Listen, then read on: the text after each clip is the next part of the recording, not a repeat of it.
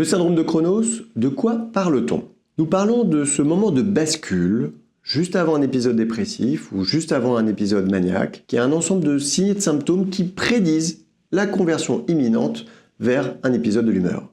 C'est vraiment ce moment de bascule qu'on appelle aussi ce moment de switch vers un nouvel épisode, et les patients le ressentent très bien.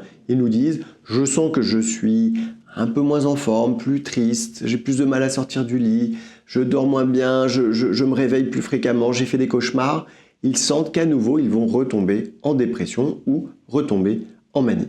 Chaque patient a son propre syndrome de Cronos. Alors pourquoi on l'a appelé syndrome de Cronos? Eh bien en référence au titan de la mythologie grecque qui personnifiait le temps et qui ainsi était en capacité de pouvoir prédire l'avenir en voyageant dans le temps. Donc vraiment cette notion en fait de prédiction d'une rechute, elle est tout à fait essentielle. C'est vraiment le moment de bascule et c'est très peu étudié dans la littérature. Donc c'est pour ça qu'on avait vraiment besoin de définir l'entité pour mieux l'étudier, mais aussi mieux accompagner les patients. Parce que les aider à mieux repérer ce moment de bascule, c'est du coup mieux repérer les symptômes et prévoir un plan d'action. Et on peut faire ça avec les proches. On a développé ici, dans notre centre, des groupes de psychoéducation pour les aider à repérer et à agir très tôt et éviter ainsi toutes les complications liées à un épisode. En plus de la clinique et de l'intérêt tout à fait évident, c'est aussi des pistes très prometteuses et très encourageantes pour mieux comprendre la maladie.